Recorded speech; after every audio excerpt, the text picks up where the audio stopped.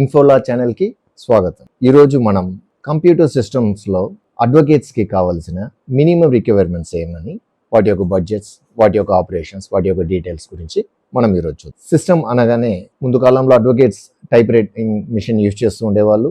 ఆ type writing machine తర్వాత next technology systems వచ్చాయన్నమాట.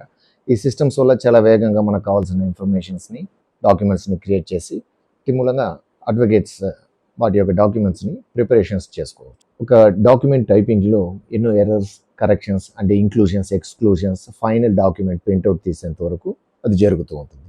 ఈ డాక్యుమెంట్ ప్రిపరేషన్స్లో చాలా మటుకు కరెక్షన్స్ వస్తూ ఉంటాయి. ఈ కరెక్షన్స్ చేయడం ముందు కాలంలో ట్రెడిషనల్గా టైప్ రైటింగ్ మిషన్స్లో ప్రతిదీ ఫ్రమ్ ది స్క్రాప్ మళ్ళీ టైప్ చేయాల్సి వస్తుంది, కొత్త ఫీడ్తో మళ్ళీ టైప్ చేయాల్సి వస్తుంది. ఎప్పుడైతే ఈ కొత్త టెక్నాలజీస్ ఇంక్లూడ్ అయ్యాయో సిస్టమ్ డాక్యుమెంటేషన్స్ ప్రిపేర్ చాలా ఈజీగా జరగడం అనేది సాధ్యపడింది. ఇప్పుడు ఈ సిస్టంలో మినిమం రిక్వైర్మెంట్స్ ఏం కావాలనేది మనం చూద్దాం. సిస్టమ్స్ ఒక అడ్వకేట్కి రెండు విధాలుగా అవసరం అవుతుంది. ఒకటి ల్యాప్టాప్ ఆర్ పీసీ. ల్యాప్టాప్ అంటే మనం ఎక్కడికైనా తీసుకొని వెళ్ళడానికి మనతో సాధ్యపడుతుంది. పీసీ అన్నది ఒక ఆఫీస్లో ఉంచి ఆపరేట్ చేసుకునేదాన్ని మల్టిపుల్ పర్సన్స్, ఆఫీస్లో ఉన్న అడ్వకేట్స్ ఆర్ టైపిస్టులు వాటితో మన డాక్యుమెంటేషన్స్ ప్రిపేర్ చేసుకోవచ్చు. ఇందులో అవసరానికి తగ్గట్టుగా మనం చూస్ చేసుకోవాల్సి ఉంటుంది. సిస్టమ్ అనేది ల్యాప్టాప్ కానివ్వండి, పర్సనల్ కంప్యూటర్ కానివ్వండి, అందులో ఉండాల్సిన మినిమం కాన్ఫిగరేషన్స్ ఏంటంటే మినిమం 18-20 ఆర్ 20-24 ఇంచెస్ మానిటర్ ఉంటే అది కన్వీనియంట్గా ఉంటుంది. ల్యాప్టాప్లో అది 18 ఇంచెస్ వరకు ఉంటుంది. దాని మించి పెద్ద సైజులో అవసరం ఉండదు ఆ కాన్ఫిగరేషన్స్. ఇక వీటిల్లో ముఖ్యంగా మనం చూడాల్సింది ఏంటంటే ఎలాంటి ఆపరేటింగ్ సిస్టమ్ ఉన్నదల్లా డిఫాల్ట్గా విండోస్ 10 వరకు ఇప్పుడు యూజ్ చేస్తున్నారు. 11కి అప్గ్రేడేషన్స్కి వెళ్తూ ఉన్నారు. కాబట్టి ఇప్పటి నుంచి అంటే ఇది 2025 ఆగస్ట్ నెల, ఇప్పటికీ కొత్తగా పర్చేస్ చేసేవాళ్ళు విండోస్ 11ని కాన్సన్ట్రేట్ చేసి తీసుకోండి. ఎందుకు అలా తీసుకోవాలని చెప్తున్నానంటే ట్రెడిషనల్ సిస్టమ్, ఓల్డ్ సిస్టమ్స్లో ఉన్న కాన్ఫిగరేషన్స్ విండోస్ 11 యొక్క అప్గ్రేడేషన్స్కి సపోర్ట్ చేయట్లేదు. అందులో చాలా ఇంటర్నల్ మాడిఫికేషన్స్ లాంటివి చేయాల్సి వస్తుంది. అది చాలా ఎక్స్పెన్సెస్, టైమ్స్ స్పెండ్ చేయాల్సి వస్తుంది. టెక్నికల్ సపోర్ట్ లేకుండా మనం దాన్ని చేయలేం. కాబట్టి కొత్తగా తీసేవాళ్ళు విండోస్ 11 ఇన్స్టాల్డ్ పీసీ ఆర్ ల్యాప్టాప్ని తీసుకోవడం ప్రిఫరబుల్. లేదా తప్పని పరిస్థితుల్లో విండోస్ 10 తీసుకోండి. దానికి సపోర్ట్ లేదు అన్నారు ఆగస్టు తర్వాత, సెప్టెంబర్ తర్వాత అని. సపోర్ట్ లేదంటే ఏంటంటే దాని యొక్క అప్గ్రేడేషన్స్ని, కొత్త న్యూ ఇంక్లూషన్స్ని అందులో లేకుండా ఉంటుంది. కానీ మినిమల్ మెయింటెనెన్స్, దాని యొక్క క్యాపబిలిటీస్ అలాగే ఉంటుంది. దాన్ని మనం వాడుకోవచ్చు. ఇప్పటికీ నాకు తెలిసి కొంతమంది విండోస్ ఎక్స్పీని యూజ్ చేస్తున్నారు ఓల్డర్ సిస్టమ్స్లో. అది చాలా స్లోగా ఉంటుంది. కానీ వాళ్ళకి కావాల్సింది డాక్యుమెంటేషన్ పర్పస్ మాత్రమే. దానికి అది మోర్ దెన్ ఎనఫ్. ఇలా విండోస్ తప్పించి ఇంకా చాలా ఆపరేటింగ్ సిస్టమ్స్ ఉన్నాయి. కానీ అవి చాలా మటుకు మనకు సుపరిచితాలు కావు. రెడ్ హ్యాట్ లైనక్స్ అని ఉన్నాయి, ఉబుంటూ ఓఎస్ అని ఉన్నాయి. ఇవన్నీ టెక్నికల్ పర్సన్స్ టెక్నికల్గా యూజ్ చేసుకోవడానికి యూజ్ అవుతుంది. వీటిల్లో మనకు కావాల్సిన కొన్ని వర్క్స్ డిఫరెంట్గా ఉంటుంది. మనం ఇప్పటి వరకు ట్రెడిషనల్గా ఎంఎస్ ఆఫీస్ అనే ఒక డాక్యుమెంట్ రైటర్తో మనము అలవాటు పడి ఉంటాము. ఇక దానికి ఓపెన్ ఆఫీస్ అనే ఆల్టర్నేట్ ఉంది. దానికి ఎలాంటి పెయిడ్ వెర్షన్స్ అవసరం లేదు. కానీ దాని ఆపరేషన్స్ మనకు కొత్తగా ఉంటుంది. కాబట్టి మినిమం కాన్ఫిగరేషన్స్తో ఒక అడ్వకేట్ కావాల్సింది విండోస్ 10 ఆర్ 11 ఓఎస్తో ఉన్నటువంటి PC are laptop with MS office and PDF reader. PDF reader అంటే ఏంటంటే ఇప్పుడు డాక్యుమెంట్స్ ఉంటాయి. డాక్యుమెంట్స్ని మనం టైప్ చేసి తీస్తాం. అది ఎంఎస్ వర్డ్లో చేస్తాం. అది చాలామంది మనకు తెలిసిన విషయం. కానీ ఈ డాక్యుమెంట్ని తీసి సెండ్ చేసేటప్పుడు త్రూ వాట్సాప్ ఆర్ మెయిల్తో ఇంకొకరికి రిసీవ్ అయినప్పుడు వాళ్ళ సిస్టంలో ఉన్న ఆపరేటింగ్ సిస్టంలో ఎంఎస్ ఆఫీస్ ఏ వెర్షన్ అయితే ఉందో ఆ వెర్షన్కి తగ్గట్టుగా అది మాడిఫై అయిపోతూ ఉంటుంది. మీరు చాలా మటుకు గమనించి ఉంటారు. కొన్ని డాక్యుమెంట్స్ సెండ్ చేసినప్పుడు వాళ్ళు ఓపెన్ చేసినప్పుడు అది ప్రాపర్ అలైన్మెంట్లో ఉండదు. ఆ ఆపరేటింగ్ సిస్టంలో ఉన్నటువంటి ఆ ఎంఎస్ ఆఫీస్ ఎటువంటి వెర్షనో దానికి తగ్గట్టు వాటి అలైన్మెంట్స్ చేంజ్ అయిపోతూ ఉంటుంది. మళ్ళీ మనం దాన్ని రీఅలైన్మెంట్ చేయాల్సి వస్తుంది. ఇలాంటి అలైన్మెంట్ ప్రాబ్లం లేకుండా యాజ్ ఇట్ ఈస్ మనం క్రియేట్ చేసిన డాక్యుమెంట్స్ అదే అలైన్మెంట్లో ఉండాలని అనుకున్నప్పుడు ఆ ఎంఎస్ వర్డ్ నుంచి ఆ వెర్షన్ని పీడిఎఫ్గా కన్వర్ట్ చేస్తారు.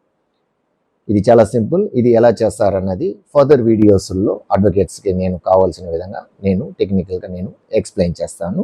ఇప్పటికీ మన టాపిక్లోకి ఏదైతే మినిమం రిక్వైర్మెంట్స్ మన సిస్టంలో ఉండాలన్న దాని గురించి మనం మాట్లాడుతున్నాం కాబట్టి దాన్ని చూద్దాం. ఇక వీటి తర్వాత ఇంటర్నెట్ ఎక్స్ప్లోరర్ డిఫాల్ట్గానే ఉంటుంది. ఇంటర్నెట్ ఎక్స్ప్లోరర్ అంటే ఏంటంటే అదొక ప్లాట్ఫామ్. ఇంటర్నెట్ని మన ముందుకు తీసుకొచ్చి మనం కావాల్సిన ఇన్ఫర్మేషన్స్ని మనకు చూపించే డిస్ప్లేని ఇంటర్నెట్ ఎక్స్ప్లోరర్ అంటారు. అది ఒక ఇంటర్నెట్ ప్లాట్ఫామ్. ఇలా కాకుండా ఇందులోనూ ఆప్షన్స్ ఉన్నాయి. క్రోమ్ ఉంది, గూగుల్ కంపెనీ వాళ్ళ యొక్క క్రోమ్ ఉంది, ఫైర్ ఫాక్స్ ఉంది. వీటి వరకు మనకు చాలు. ఇవి ఎన్ నెంబర్స్ ఆఫ్ బ్రౌజర్స్ ఉన్నాయి. ముఖ్యంగా మన ఇండియన్ మేక్ బ్రౌజర్స్ కూడా ఉన్నాయి. ఇక సఫారీ ఇలాంటివి ఉన్నాయన్నమాట. మనం వాటి గురించి డీప్గా అవసరం లేదు. మినిమంగా మనకు కావాల్సిన బ్రౌజర్స్ ఏంటి అంటే internet explorer are Google chrome are Google chrome అని అనుకోవచ్చు మనము. ఇది డిఫాల్ట్గా మన సిస్టమ్స్లో ల్యాప్టాప్స్లో ఉంటుంది. లేని పక్షంలో వీటిని డౌన్లోడ్ చేసి మనం ఫ్రీగా ఇన్స్టాల్ చేసుకోవచ్చు. అదేవిధంగానే ఇంతకుముందు చెప్పిన పీడిఎఫ్ రీడర్ను కూడా మనము ఫ్రీగానే మనం యాడోబ్ వెబ్సైట్ నుంచి మనం ఫ్రీగా పీడిఎఫ్ రీడర్ని ఇన్స్టాల్ చేసుకోవచ్చు. ఇకపోతే మన సిస్టమ్కి కావాల్సిన మినిమం రిక్వైర్మెంట్ అతి ముఖ్యమైనది యాంటీవైరస్. ఈ యాంటీవైరస్లో చాలా కంపెనీస్ ఉన్నాయి. వాటి గురించి చాలా ఇన్స్టలేషన్స్, చాలా పెయిడ్ వెర్షన్స్, ఫ్రీ వెర్షన్స్ ఇలా చాలా ఉన్నాయి. వీటి గురించి అడ్వకేట్స్ ఆలోచించి అమౌంట్ పే చేయాల్సిన అవసరం లేదు. చాలా మటుకు యాంటీవైరసెస్ ఫ్రీ వెర్షన్స్ని కూడా సపోర్ట్ చేస్తూ ఉన్నాయి. ఆ ఫ్రీ వెర్షన్ వరకు మాత్రమే మనం ఇన్స్టాల్ చేసుకొని దాన్ని ఎప్పటికప్పుడు అప్డేట్ చేసుకుంటూ ఉంటే చాలు. మనం పే చేయాల్సిన వెర్షన్స్ అవసరం లేదు. ఎందుకు లేదు అని చెప్తున్నానంటే ఈ వైరసెస్ ముఖ్యంగా ఎవరికి ప్రాబ్లం అంటే అమౌంట్ ట్రాన్సాక్షన్స్ చేసేవాళ్ళు, regular transactions and huge transaction చేసేవాళ్ళు, చాలా సీక్రెట్ అయినటువంటి ఫైల్స్ని ఎక్స్చేంజ్ చేసుకునే వాళ్ళు, ఇంటర్నల్ ఆఫీసెస్ వర్క్స్ చేసుకునే వాళ్ళు, ఇలాంటి కొన్ని ప్రాసెసెస్ ఉన్నాయి. వాటి గురించి మనం ఎక్కువ డీప్గా ఆలోచించాల్సిన అవసరం లేదు. వాళ్లకు యాంటీవైరస్ పెయిడ్ వెర్షన్స్ అవసరం అవుతుంది.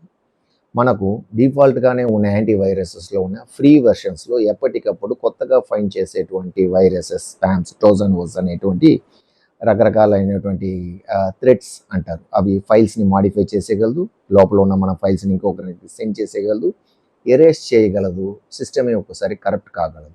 అలాంటి వాటి దగ్గర నుంచి మన సిస్టమ్ని సేవ్ చేసుకో వెర్షన్స్ ఫ్రీ వెర్షన్స్లోనే అవైలబుల్ ఉంటుంది.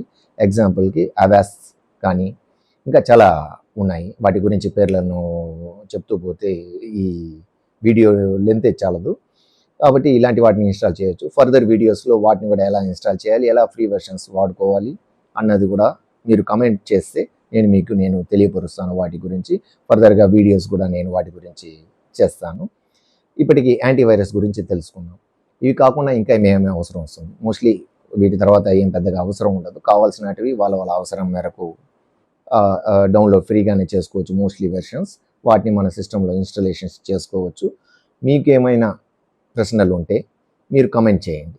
ఈ కమెంట్ ద్వారా మీకు నేను వాటిని మన సిస్టంలో ఎలా హ్యాండిల్ చేసుకోవచ్చు అన్నది నేను మీకు చెప్తాను. నా ఫ్రీ టైంలో మీకు ఈ పోస్టింగ్స్ని నేను చూసి మీకు నేను జవాబు ఖచ్చితంగా ఇవ్వగలను. ఇక ఇంకేం అవసరం వస్తుంది అనేది చూద్దాం. ఇంకా అవసరమైనటివి అనేది తీసుకుంటే సీ క్లీనర్ అనేసి ఒకటి ఉంది. ఇది మనం గూగుల్లోనే సెర్చ్ చేయొచ్చు. లేదా ఫైల్ హిపో అనే సాఫ్ట్వేర్ ప్రొవైడింగ్ వెబ్సైట్ ఒకటి ఉంది. అందులో maximum free versions and paid versions యొక్క లిస్టప్స్ ఉంటాయి. అందులో సీ క్లీనర్ అనేది ఒకటి మీరు చేశారంటే ఒకటి వస్తుంది, ఒక సాఫ్ట్వేర్. దాన్ని ఇన్స్టాల్ చేసుకోండి. దీనివల్ల యూజ్ ఏంటంటే సిస్టంలో మనం ఫైల్స్ వర్క్ చేస్తూ ఉంటాం. అది పేరుకుపోతూ ఉంటుంది టెంపరరీ మెమరీలో. ఇవి పేరుకుపోయే కొద్దీ ఏమవుతుందంటే సిస్టమ్ పర్ఫార్మెన్స్ తగ్గుతుంది. ఎలాగంటే మన హ్యూమన్ నార్మల్గా కొద్ది విషయాలు మనం గుర్తుపెట్టుకోగలం. ముఖ్యమైన విషయాలు ఇప్పటికీ ఏమైతే ఉన్నాయో వాటిని గుర్తుపెట్టుకుంటూ మనం వర్క్ చేస్తూ ఉంటాం. చాలా విషయాలను మనం గుర్తుపెట్టుకుంటూ వర్క్ చేస్తున్నప్పుడు ఏమవుతుంది, మన వర్క్ ల్యాగ్ అవుతుంది. ఇదే విధంగానే సిస్టంలో కూడా టెంపరరీ ఫైల్స్ అన్నీ కూడాను అలర్ట్ స్టేజ్లో ఫైల్స్ ఓపెన్ అవుతూ ఉంటాయి. మనం ఓపెన్ చేసినవి అన్నీ కూడాను ఆ అలర్ట్ స్టేజ్లో పెడుతుంది. ఎందుకు అలా పెడుతుందంటే మనం క్లిక్ చేసిన తక్షణ మాత్రంలో మనకు డిస్ప్లే చేయడానికి అలాంటి సెటప్ని ఆపరేటింగ్ సిస్టంలో ఉంచుంటారు. ఈ టెంపరరీ ఫైల్స్ ఏమవుతుందంటే ప్రతిసారి అలర్ట్లో ఉండడం వలన అది ఎక్కువ మెమరీని ఆక్యుపై చేసుకుంటుంది ర్యామ్లో. వీటి గురించి కూడా నేను ఫర్దర్ వీడియోస్లో చెప్తాను. మనకు వీటి గురించి దీనిపైన డీప్ ఇన్ఫర్మేషన్స్ మన అడ్వకేట్కి అవసరం ఉండకపోవచ్చు. కాబట్టి ఈ పేరుకుపోయిన ఈ టెంపరరీ ఫైల్స్ ఉన్నప్పుడు లోపల నిండిపోయినప్పుడు ఏమవుతుందంటే సిస్టమ్ పర్ఫార్మెన్స్ తగ్గుతుంది, స్లో అవుతుంది. సో ఈ సీ క్లీనర్ అన్నది మనం ఇన్స్టాల్ చేసుకున్న తర్వాత అందులో run CCleaner while system startup అనేసి ఒక ఆప్షన్ ఉంటుంది సెట్టింగ్స్లో. దాన్ని చేసినప్పుడు సిస్టమ్ ఆన్ అయినప్పుడే కొద్ది సెకండ్లు ఎక్స్ట్రాగా టైం తీసుకుంటుంది బూటింగ్లో. ఆ టైంలో మీ సిస్టంలో ఉన్న టెంపరరీ ఫైల్స్, అన్నెసెసరీ ఫైల్స్ని క్లియర్ చేస్తుంది. ఇప్పుడు మీరు ఫర్దర్గా వర్క్ చేస్తారు. అన్నెసెసరీ ఫైల్స్ అంటే మీ ప్రమేయం లేకుండా ఏది ఎరేస్ చేయదు, టెంపరరీగా ఉన్న కాపీస్ని క్లియర్ చేస్తుంది. సో సిస్టమ్ ప్రాపర్గా పర్ఫామ్ అవుతుంది, ఫాస్ట్గా రియాక్ట్ అవుతుంది, మీ వర్క్ సత్వరంగా జరుగుతుంది. ఇది బెస్ట్ ప్రాక్టీస్. ఇంకా కావాల్సినట్టు మనం పెట్టుకోదగినటువంటి ఇన్ఫర్మేషన్స్ యాజ్ ఏ అడ్వకేట్ మనకు యూజ్ అవుతున్నవి ఏమిటి అన్నది నేను ఫర్దర్ వీడియోస్లో నేను చెప్తాను. మీకు ఈ వీడియో నచ్చితే ఇంకా ఫర్దర్గా మీకు డీటెయిల్స్ కావాలనుకున్నప్పుడు కమెంట్లో తెలియపరచండి. నాకు సమయం కుదిరినప్పుడు మీతో నేను వాటిని ఖచ్చితంగా షేర్ చేసుకుంటాను. ప్రింటర్స్ ఒక అడ్వకేట్కి ముఖ్యంగా కావాల్సిన ఇంకొక విషయం ప్రింటర్. నేను వాడుతున్నది HP M1005. ఇది ఒక 2000లో చాలా ఫేమస్ అయిన ప్రింటర్. ఇప్పటికి కూడా దీనికి పోటీ లేదనే చెప్పాలి, బట్ నెక్స్ట్ వెర్షన్స్ వచ్చేసాయి. ఇది MFP ప్రింటర్ అంటారు, మెయింటెనెన్స్ ఫ్రీ అనే వెర్షన్తో వీటిని రిలీజ్ చేశారు. అంటే నార్మల్గా ఏ ప్రింటర్ పెద్దగా మెయింటెనెన్స్ ఉండదు, వీటిలో మనకి లోయెస్ట్ కాస్ట్ పర్ పేజ్ మనకి వస్తుంది అన్నది ఆ కంపెనీ వాళ్ళ క్లెయిమ్. నేను వాటిని ఫీల్ అయ్యాను. అదర్ ప్రింటర్స్ యొక్క ఎక్స్పెన్సెస్ కన్నా దీంట్లో మనకి తక్కువగా అవుతుంది. ఇది లేజర్ ప్రింట్. సో ప్రింటర్లో 2 రకాలు ఉంటాయి, లేజర్ అండ్ ఇంక్జెట్ ప్రింటర్. రెండింటికి ఎలాంటి వ్యత్యాసమో మనకు పర్ఫార్మెన్స్లో పెద్దగా కనిపించదు. కొంతమంది చెప్తారు ఇంక్ ప్రింటర్లో ప్రింట్అవుట్ తీస్తే వాటర్ అవి పడినప్పుడు అది స్మర్జ్ అవుతుంది, అంటే ఇంకు పెన్ను మీద పడినప్పుడు మనకి ఎలాగా వాటిలో నుంచి ఆ స్ప్రెడ్డింగ్ లాగా వస్తుంది, అలా అవుతుంది. లేజర్లో అది రాదనేసి. యాక్చువల్గా మనం ఎందుకంటే నీళ్ళలో తడుపుతాం, అలా నీళ్ళలో తడిపిన పరిస్థితులు అలా అవడానికి ఛాన్సెస్ ఉంది. యాక్చువల్ ప్రాబ్లం అది కాదు మనకి ఇక్కడ ఉన్నది. ఇంక్ కార్ట్రిడ్జెస్ అనేవి ఉండేవి. ఆ ఇంక్ కార్ట్రిడ్జెస్లో పర్ పేజ్కి మనకి ₹5 పైన కూడా ఎక్స్పెన్సెస్ అయ్యేటివి. ఆ ఎక్స్పెన్సెస్ నుంచి బయటపడడానికి ఈ లేజర్ ప్రింటర్ అనేసి వచ్చాయి. ఈ లేజర్ ప్రింటర్లో కూడా బ్లాక్ అండ్ వైట్ మాత్రమే లోయెస్ట్ ప్రైస్తో మనకి ఎక్స్పెన్సెస్తో మనకి పేజెస్ ప్రింట్అవుట్ తీసుకోగలము. ఆ టెక్నాలజీ కూడా తర్వాత అప్గ్రేడ్ అయ్యి ఇంక్ ట్యాంక్ అనే టెక్నాలజీ వచ్చింది ప్రింటర్స్లో. మన అడ్వకేట్స్ కొత్తగా ప్రింటర్ తీసుకునే వాళ్ళు ఇంక్ ట్యాంక్ని ప్రిఫర్ చేయండి, లేదా లేజర్లో లోయెస్ట్ ప్రైజ్లో MFP అనేటువంటిది HP కంపెనీల్లో ప్రింటర్స్ అవైలబిలిటీ ఉన్నాయి, వాటిని తీసుకోండి. లేదా ఇతరత కొన్ని కంపెనీస్ ఉన్నాయి, మీ యొక్క రిక్వైర్మెంట్స్ని బట్టి మీరు తీసుకోవాల్సి ఉంటుంది. అది నాకు తెలిసి మీరు సెల్లర్ దగ్గర డిస్కస్ చేశారంటే, ఇంకొంచెం 2-3 డిస్కస్ చేసి ఆల్రెడీ వాడుతున్న ప్రింటర్స్ దగ్గర ఉన్న ప్రాబ్లమ్స్ని, వాటిలో ఉన్న యూజెస్ని తెలుసుకొని మీరు తీసుకున్నారంటే మనతో పాటు ఎక్కువ రోజులు ట్రావెల్ చేసే సిస్టమ్తో పాటు ఈ ప్రింటర్ కూడా. కాబట్టి అలా డిస్కస్ చేసి తీసుకోవచ్చు. మీకు ఏమైనా డౌట్స్ ఉంటే మీరు నాకు కమెంట్ చేశారంటే నా యొక్క సజెషన్స్ని మీ యొక్క రిక్వైర్మెంట్ని బట్టి నేను చెప్పగలను. వాటి యొక్క ప్రైజెస్ అప్పటికప్పుడు ఏముందో నేను సెర్చ్ చేసి మీకు నేను కమెంట్ చేస్తాను. ఇక స్కానర్ అనేది ఒకటి అవసరం అవుతుంది. స్కానర్ అనేది ఏంటంటే డాక్యుమెంట్ యొక్క కాపీస్ని మనం తీసుకునేటప్పుడు వాటిని సాఫ్ట్ కాపీగా మనం సేవ్ చేసి పెట్టుకోవడానికి మనకి స్కానర్ అవసరం అవుతూ ఉంటుంది. ఈ స్కానర్స్ డిఫాల్ట్గా ప్రింటర్కి పైనే ఉంటుంది. నేను మీకు వీడియోలో పక్కన ఇమేజెస్లో చూపిస్తాను, వాటిల్లో నుంచి మీకు ఆ డీటెయిల్స్ తెలుస్తుంది. ఈ స్కానర్ బై డిఫాల్ట్గా ప్రింటర్లోనే ఆల్ ఇన్ వన్ ప్రింటర్ అనే పేరుతో స్కానర్ వస్తుంది, అది తీసుకోండి. కానీ అడ్వకేట్స్కి ఇక్కడ ఒక చిన్న ట్విస్ట్ ఉంది. అడ్వకేట్స్కి A4 పేపర్తో పాటు లీగల్ సైజ్ పేపర్తోనూ పని ఉంది. Most of the printers legal size స్కానర్స్ని సపోర్ట్ చేయదు. దీనికి నేను తర్వాత తెలుసుకునేది ఏమిటంటే ADF ఫీడర్ అనేసి ఒకటి ఉంది, ఆటోమేటిక్ డాక్యుమెంట్ ఫీడర్ అని చెప్పి. ఈ స్కానర్కి పైన ఒక సెటప్ ఉంటుంది, అందులో డాక్యుమెంట్ని ఆటోమేటిక్గా లోపల ఫీడ్ చేసి అందులో ఉన్న ఇన్ఫర్మేషన్ని స్కాన్ చేస్తుంది కాపీగా. ఇలాంటి ADF ఫీడర్లో మనం లీగల్ సైజ్ని స్కాన్ చేసుకోగలం. సో అడ్వకేట్స్ ప్రింటర్ తీసుకునేటప్పుడు ఆల్ ఇన్ వన్ ప్రింటర్గా తీసుకోండి. అందులోనూ ADF ఉన్న ప్రింటర్గా తీసుకుంటే మీరు లీగల్ సైజ్ డాక్యుమెంట్ను కూడా స్కాన్ చేసుకోవడానికి ఈజీగా ఉంటుంది. వీటితో పాటు కంపల్సరీ మీ యొక్క సిస్టమ్కి UPS ఉంటే బెటర్. UPS V-Guard కానీ, ఇంకా మైక్రోటెక్ కానీ, ఇంకా చాలా కంపెనీస్ ఉన్నాయి. నేను స్పెసిఫిక్గా నేను చెప్పట్లేదు, ఎందుకంటే చాలా కంపెనీస్ కూడా ఇలాంటి వాటిల్లో సర్వీస్ ప్రొవైడ్ చేస్తున్నాయి. V-Guardలో నేను వాడినంత వరకు కొన్ని చోట్ల ఇంతకుముందు వెర్షన్స్లో బ్యాటరీ త్వరగా డ్రైన్ అయిపోతూ ఉండేది. వారంటీ ఉన్నంత వరకు నేను సర్వీస్ సెంటర్కి తీసుకెళ్తే దాన్ని జస్ట్ ప్లస్ అండ్ మైనస్లో బ్యాటరీని రీఛార్జ్ చేసి మళ్ళీ పెట్టి నాకు ఇచ్చేసేవాళ్ళు వారంటీ పీరియడ్ కంప్లీట్ అయ్యేంత వరకు. ఆ తర్వాత మళ్ళీ కొత్త బ్యాటరీ కొనాల్సి వస్తుంది. ఇది బహుశా నాకు తెలిసి అన్నిట్లోనూ ఉండొచ్చేమో, నాకు తెలియదు. దీనికి బెస్ట్ సొల్యూషన్ ఏంటంటే, మీకు బడ్జెట్ సహకరించిన పక్షంలో ఈ ఎక్సైట్ కానీ ఆంబ్రాన్ కానీ ఫస్ట్ ప్రిఫరెన్స్ ఆంబ్రాన్ ఇస్తాను. మన ఇండియన్ కంపెనీ, ఎక్సైట్ కూడా ఇండియన్ కంపెనీ అయినప్పటికీ పర్ఫార్మెన్స్, బట్ ఇప్పటి కాలంలో ఆంబ్రాన్ బాగుందని నేను చేసిన నా నాలెడ్జ్ ప్రకారం రీసెర్చ్లో నాకు తెలిసి వస్తుంది. అలాంటి హోమ్ యూపీఎస్ని మీ ఆఫీస్కి పెట్టుకోండి. ఇది బడ్జెట్లో 16,000 వరకు ఉంటుంది. ఇక మీ బడ్జెట్ పెట్టుకునే కొద్దీ దాని యొక్క capability, capacity and time of backup increase అవుతూ వెళ్తుంది. ఇది సపరేట్గా నేను మీకు డీప్గా ఎక్స్ప్లెయిన్ చేసే వాటిలో వీటి గురించి కూడా డీటెయిల్స్ మీకు నేను చెప్తాను. ఇలాంటి యూపీఎస్ ఏం చేస్తుందంటే స్టెబిలైజింగ్ను చేస్తుంది, పవర్ స్టెబిలైజింగ్. సో వీటితో నుంచి పవర్ అవుట్పుట్ తీసి మన సిస్టమ్స్కి ఇచ్చినప్పుడు పవర్ ఫ్లక్చువేషన్స్ నుంచి కూడా మన సిస్టమ్స్ని కాపాడుతుంది. అట్ ది సేమ్ టైం మన యొక్క సిస్టమ్స్కి పవర్ బ్యాకప్ను ఎక్కువ లాంగ్ టైంలో ఇస్తుంది. ఈ 2000కు తీసుకునే చిన్న టైప్ ఆఫ్ యూపీఎస్ఎస్ వలన మనకు స్టార్టింగ్లో ఒక 15 to 20 minutes మనకు బ్యాకప్ రావచ్చు కాక మనకు బడ్జెట్లోనే ఉంటుంది. కానీ ఫ్యూచర్లో 2 నిమిషాలు కూడా నిలబడదు, ఇమీడియట్గా సిస్టమ్ షట్ డౌన్ అయిపోతుంది. ఇలాంటివి ఎన్ని మార్చినా, రిపేర్ చేసినా, మనం మళ్ళీ రీఛార్జ్ చేసి వేరే బ్యాటరీ, కొత్త బ్యాటరీలు పెట్టినా వాటి యొక్క బ్యాకప్ మీ సిస్టమ్కి ఎలాగూ యూస్ కాదు, సహకరించదు.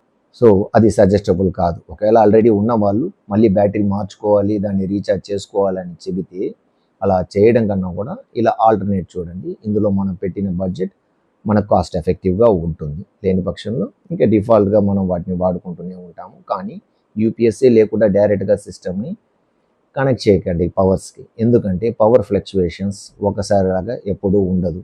వానాకాలంలో కానివ్వండి, హౌస్ పక్కన ఉన్న కన్స్ట్రక్షన్స్ జరుగుతూ ఉంటాయి. అందులో ఈ మిషన్స్ రోలింగ్ కట్ చేసేటివి వేసినప్పుడు మన లైట్సే బ్లింక్ అవుతుంటుంది. అలాంటప్పుడు సిస్టమే ఒక్కోసారి రీస్టార్ట్ అయ్యాయి నాకు. అప్పుడు సిస్టమ్ లోపల ఉన్న కాంపోనెంట్స్ చెడిపోతుంది.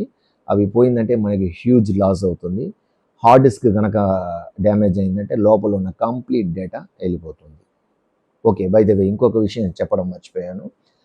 ఎప్పుడు కూడా సిస్టమ్తో పాటు మీతో ఒక పెన్ డ్రైవ్ మెయింటైన్ చేయండి. అందులో వెరీ ఇంపార్టెంట్ ఫైల్స్ యొక్క కాపీని మెయింటైన్ చేయండి. ఒకవేళ సిస్టమ్ కరప్ట్ అయినా, హార్డ్ డిస్క్ కరప్ట్ అయినా మీకు ఆ బ్యాకప్ వేరే సిస్టంలో మీరు వేసి వాడుకోవచ్చు. At the same time 2 GB వరకు ఫ్రీగా ఆన్లోనే మనకి గూగుల్ వారు స్పేస్ ఇస్తున్నారు. దాన్ని గూగుల్ డ్రైవ్ అని చెప్తారు. ఆ డ్రైవ్లో మనం ఫోల్డర్స్ని క్రియేట్ చేసి మనం ఎప్పటికప్పుడు మన వర్క్ కంప్లీట్ అయిన తర్వాత వాటిని అప్డేట్ చేసి అందులో వేసి పెట్టుకుంటే ఈ పీసీఏ కాదు, ల్యాప్టాపే కాదు, మనం ఏ సిస్టంలోనైనా కూడా వెళ్ళి మన అవసరానికి నెట్ సెంటర్లో ఇప్పుడు కోర్టు ముందర వెళ్తూ ఉంటాం, కొన్ని డాక్యుమెంట్స్ మర్చిపోయి ఉంటాం, కొన్ని తీసుకోవాల్సి వస్తుంది. జస్ట్ అక్కడ పక్కన ఉన్న నెట్ సెంటర్స్లోనో జెరాక్స్ సెంటర్స్లోనో వెళ్ళి సిస్టంలో జస్ట్ మన గూగుల్ అకౌంట్తో లాగిన్ మన డ్రైవ్లో నుంచి మనకు కావాల్సిన ఫైల్స్ని డౌన్లోడ్ చేసి ప్రింట్అవుట్ తీసుకోవచ్చు, లేదా ఇంకొకరికి సెండ్ చేయొచ్చు. ఇవి కాకుండా వాట్సాప్ మనకి యూజ్ అవుతూ ఉంటుంది. వాట్సాప్లో మనం క్లయింట్తో డిస్కస్ చేస్తుంటాం, వాళ్ళు డాక్యుమెంట్స్ మనకి సెండ్ చేస్తూ ఉంటారు, మనము వాళ్ళకి కొన్ని డాక్యుమెంట్స్ని, డీటెయిల్స్ని, కమ్యూనికేషన్స్ని పంపించేస్తూ ఉంటాము. వీటిని మనం సిస్టమ్స్కు కూడా కనెక్ట్ చేసుకోవచ్చు. వీటిని కనెక్ట్ చేయడం ఎలా అన్నది కూడా వాట్సాప్ కనెక్టివిటీ ఇంకా అదర్ వాటిని ఫర్దర్ వీడియోస్లో నేను మీకు తెలియపరుస్తూ ఉంటాను. సో వాట్సాప్ యొక్క యూసేజ్ మనకు ఆల్రెడీ ఈ కాలంలో కంపల్సరీ అయిపోయింది. అడ్వకేట్స్ యొక్క కమ్యూనికేషన్స్ కూడా వాట్సాప్లోనే జరుగుతుంది. కొన్ని లీగల్ మ్యాటర్స్లో వాట్సాప్లో మనం సెండ్ చేసిన నోటీసెస్ను కూడా కన్సిడర్ చేస్తున్నారు. కాబట్టి ఈ వాట్సాప్ యొక్క ఆపరేషన్స్ ఇది వరకు తెలియని వాళ్ళు కూడా కొంచెం వాటి ఆపరేషన్స్ని కొంచెం తెలిసి పెట్టుకోండి, అది మనకి యూస్ఫుల్గా ఉంటుంది. సో ఇదండి సిస్టమ్స్ యొక్క minimum requirement for an advocate. Thank you friends. Further వీడియోస్తో మీకు నేను అడ్వకేట్స్ కావాల్సిన విషయాలని, నాకు తెలిసిన వాటిని మీతోనే షేర్ చేసుకుంటాను. మన ఛానల్ని సబ్స్క్రైబ్ చేయండి, లైక్ చేయండి, కామెంట్ చేయండి, మీ తోటి అడ్వకేట్స్తో షేర్ చేసుకోండి. నా దగ్గర ఏమైనా కరెక్షన్స్ ఉంటే, ఫాల్స్ ఉంటే నాకు తెలియపరచండి, నేను వాటిని కరెక్షన్ చేసుకుంటాను. మరిన్ని వీడియోస్ని మన అడ్వకేట్స్ మిత్రులకు షేర్ చేసుకోవడానికి నా ప్రయత్నాలు నా ఫ్రీ టైంలో చేస్తాను. Thank you friends. జై హింద్.